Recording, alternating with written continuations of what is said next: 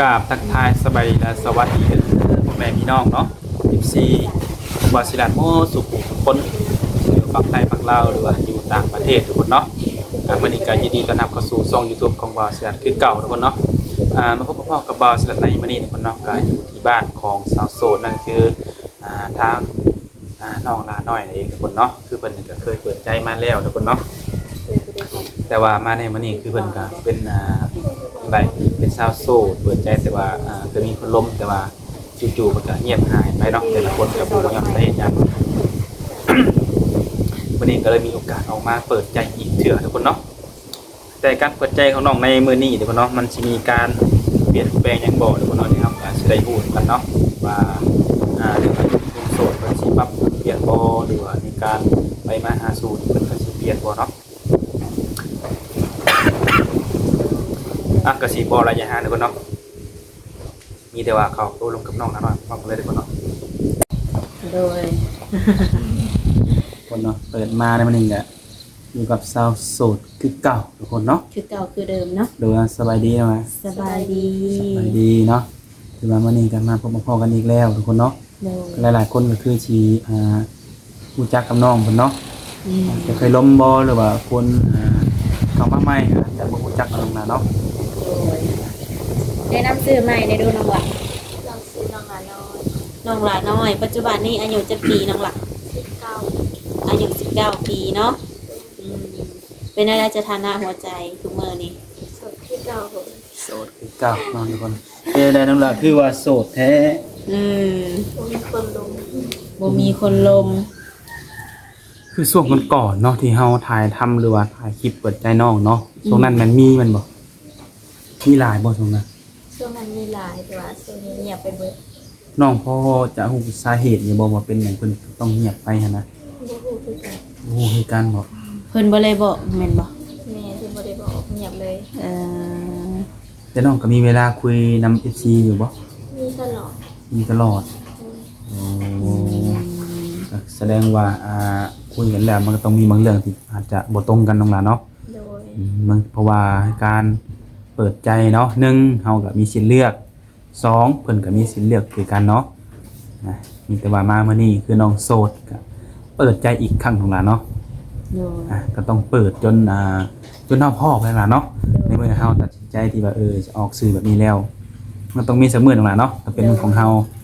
คือหลายๆคนทราบเปิดใจมาเพิ่นก็สมัครสมหวังก็หลายแต่ก็แล้วน้องนี่แหละเปิดแล้วเปิดอีกบ่แล้วเปิดอีกเนาะเพราะว่าเนื้อคู่เฮาก็บ่ว่าสิมาไวหรือมาช้าแม่ทุกคนเนาะคือน้องมาเปิดใจอีกรอบนี้เนาะอายุเพิ่นน้องล่ะน้องสิเอาจักปีประมาณ30 50 60ก็ได้ประมาณนี้เนาะโดยโอ้คือน้องนี่ยังบ่ทันเคยสร้างครอบครัวบ่แม่นคือในการน้องที่ออกมาเปิดใจนี่คือน้องนี่พร้อมจะสละโสดเลยบ่โดยการสละโสดถ้าน้องเนาะได้ล้มกับใครคนหนึ่งเนาะโดยได้เป็นสู่เป็นแฟนแต่ถึงขั้นแบบว่าสิได้เป็นผัวเป็นเมียเนาะน้องสิคุยเบิ่งใจกับเพิ่นนี่ต้นปานใดก็แล้วแต่แบบเฮาเบิ่งนิสัยเพิ่นออกถ้าว่าเพิ่นเห็นนิสัยดีใส่เฮาก็สิโอเคโอ้ขึ้นอยู่กับการอบรมกันแม่นบ่โดยการอบรมการกระทำคำเว้าคำว่าคำจาเนาะโดยคือในความส่วนตัวน้องนี่ถ้าเกิดว่าร่วมกันเข้าใจแล้วแบบว่าบางทีอาจจะคุยกันเดือน2เดือนฮู้เลยนี่แต่เพิ่นสิมาหมั่นมาขอน้องก็พร้อมโดยพร้อมโอ้มั่นใจเนาะโดยทุกคนเนาะคือเป็นสาวโสดที่เปิดใจหาคู่ที่แบบว่ามีความพร้อมที่จะสร้างครอบครัวเลยเนาะร่วมกันเข้าใจกันไวก็ได้มาอยู่กันไวเนาะโดยถ้าเกิดว่ามีมื้อนั้นแล้วนี่น้องนี่จังได๋ถ้าบ่ได้สร้างครอบครัวเนาะสิเอาเพิ่นมาอยู่นํหรือว่าต้องไปอยู่นํเพิ่นเนาะล่ะได้เบิด2เบิดถ้าว่าสิบ่อยู่ที่จะอย่าเพิ่นงานเฮ็ดงานเพิ่นไปถึงมาก็ได้ในกรณีโอ้ง่ายๆสบายๆเลยเพิ่นเนาะเอาตามที่สะดวกว่าซั่นซะเนาะดูทุกคนเนาะคือว่าการมาเปิดใจนี่ก็มีความพร้อมเต็มร้อยเนาะโดยต้องเลือกสิบ่ว่าเพิ่นต้องเป็นคนไทยคนลาวนี่บ่เลือกมันบ่ฟังใดก็ได้โอ้โดยคือน้องก็เป็นผู้จบผู้งามเนาะถ้าว่าน้องอยากสร้างครอบครัวหรืออยากมีแฟนนี่ต้องเลือกบ่เพิ่นต้องลองบ่น้องน่ะน้องบ่เลือกได้เบิด หน้าตาจังไดก็ได้บ่ โดย โอ้ความสูงความต่ำเด้น้องล่ะ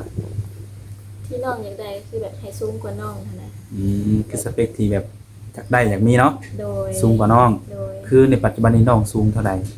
150ปลาย 150ปลาย โดย น้ำหนักหลายปานใดน้องเนี่ย 50 โอ้ นัก โดย ขึ้นช่วงนี้ โดยคือน้องอยากได้คนที่สูงกว่านั่นบ่ โดย ถ้า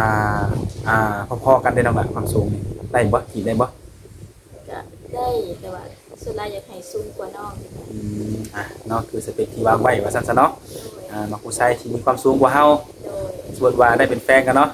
ไปออกเดทบ่อย่างนี้มันก็สิแบบดูดีจังหน่อยเนาะ โดย เออ เรื่องสีผิวบ่ได้ทั้งล่ะ ได้เบิร์ดอย่างสิ ดำขาวแดงได้เบิดเนาะ ได้ โอเคเนาะแต่ว่า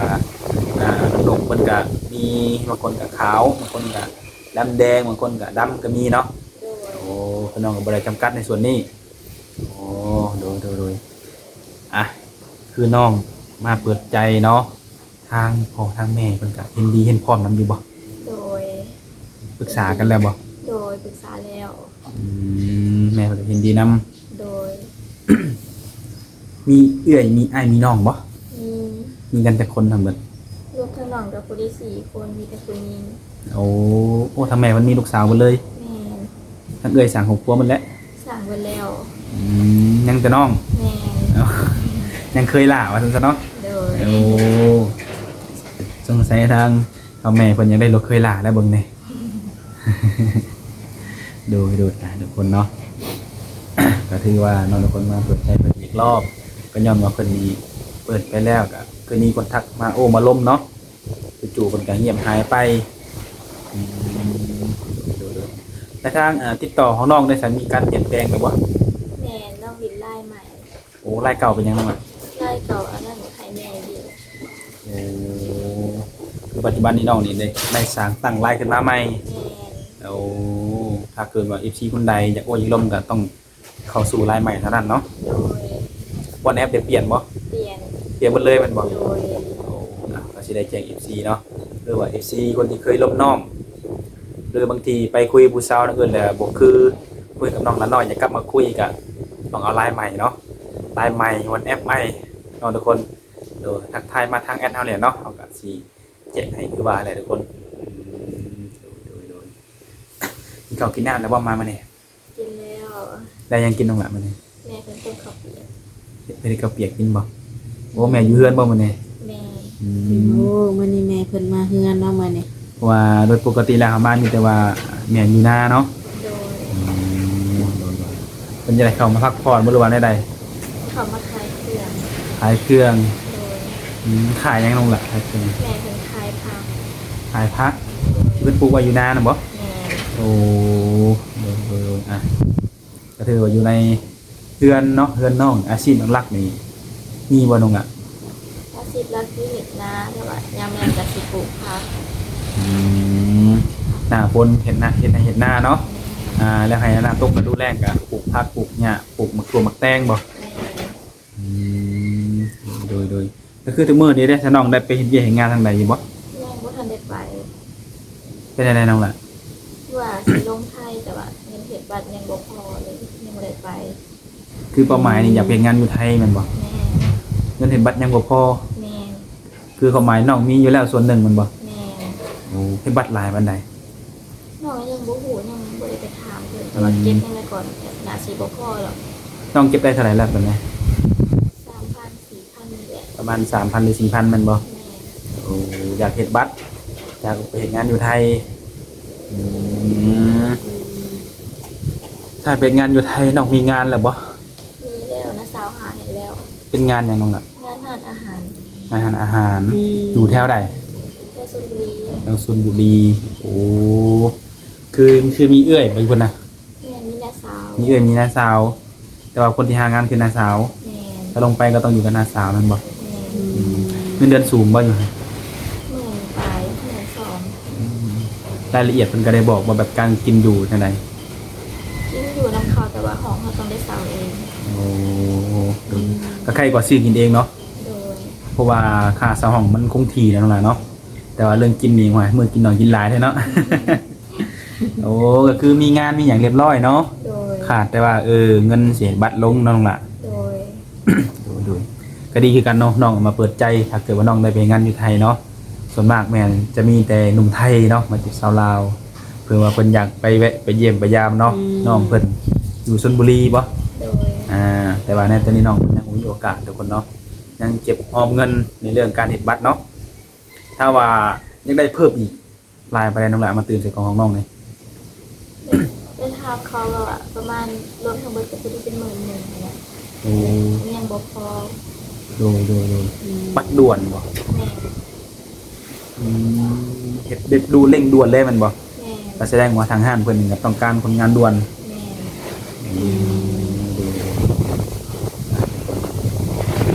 คือว่าเงินมันก็บ่แม่นได้น้อยนะน้องนาเนาะ โดย แต่เงินจากการที่น้องเก็บออมมันน้องเฮ็ดอย่างน้องล่ะ นอกจากยายกับแบบสีไปขายเครื่องเก็บซอยเขาแล้วก็โอนมาใหายแน่แล้วก็เก็บออมใส่กันไว้ โอ้เพิ่นว่าเก็บ10เก็บ20เนาะ ก่อนโฮมใส่กันโอ้คนเนาะคนเนาะจะมีแต่ว่าถ้าหากว่ามื้อใดน้องเพิ่นได้ไปหรือว่ามีโอกาสเนาะได้ข้ามไทยได้งานญี่ปุ่นฝั่งขนมเนาะแวะเยี่ยมยามแหน่อุดหนุนเพิ่นแหน่หรือว่าสิไปจีบก็ได้เนาะน้องล่ะ โดย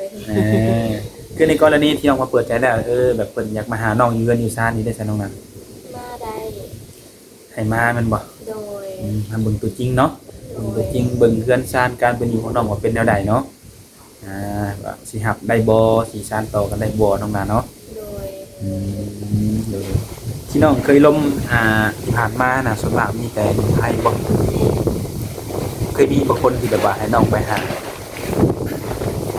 แต่คนที่อยากมาหาน้องนี่มีบ่มีอยู่แต่ก็บ่ได้มาแม่นบ่หยุดคุยกันก่อน โดย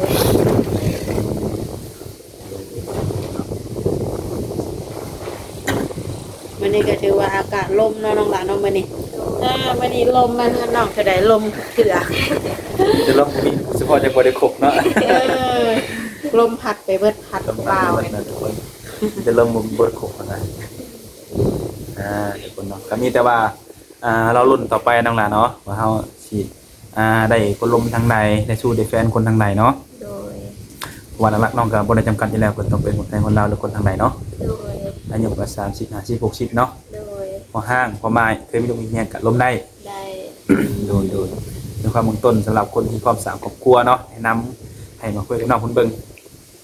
เพราะว่าน้องคนหนึงก็มีความพร้อมเนาะในการที่จะสละโสดเลยนะ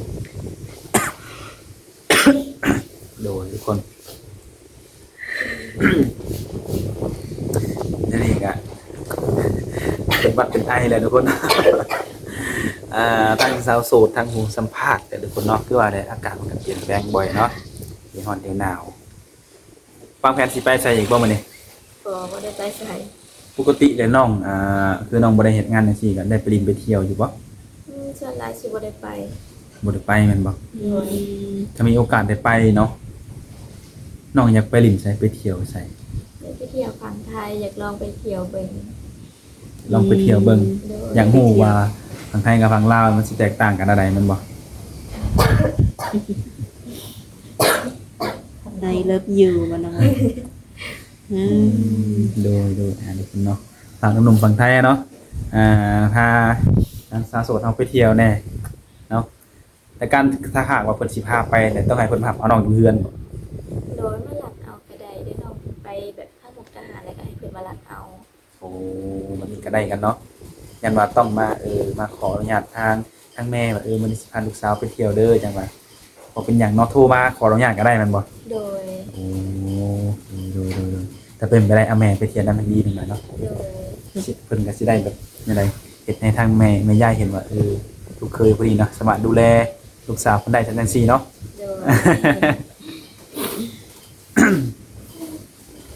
โดย โดยทุกคนเนาะก็ถือว่าแล้วทุกคนเนาะมามื้อนี้เฮาก็บ่มีหยังหลายดอกมามีการเปลี่ยนแปลงคือทางน้องเพิ่นนี่เนาะได้เปลี่ยนทางติดต่อก็คือเป็น LINE แล้วก็ทาง WhatsApp เนาะ โดย เฟซนี่น้องบ่ได้ลิ้นแม่นบ่ บ่ไปเลย หลักๆนี่คือลิ้นเฟซกับ LINE โดย มีการเปลี่ยนแปลงถ้าเกิดว่าคนใดเนาะอยากโอ้อยากลมกับน้องเพิ่นทักทายทาง LINE ทาง WhatsApp ทุกคนเนาะคือช่วงนี้ก็มีเวลาลมน้องหนาเนาะ โดย ดูทุกคนเนาะก็คือสีมีเพียงเท่านี้แหละทุกคนเนาะในการมาถ่ายทำน้องคนในมื้อนี้ก็มีแต่ว่าโอกาสหน้าน้องเนาะถ้าเกิดว่าน้องได้สมหวังกับใครสักคนเนาะถ้าน้องอยากออกสื่อว่ามื้อนี้เราอยากติดใจกับหนุ่มคนนี้เราก็สิได้มาปิดให้น้องหลานเนาะโอเคทุกคนตามต่อไปมื้อนี้ก็สิได้ขอจบคลิปกลับก่อนพบกันในคลิปหน้าเนาะโดยเอาสบายดี สบายดี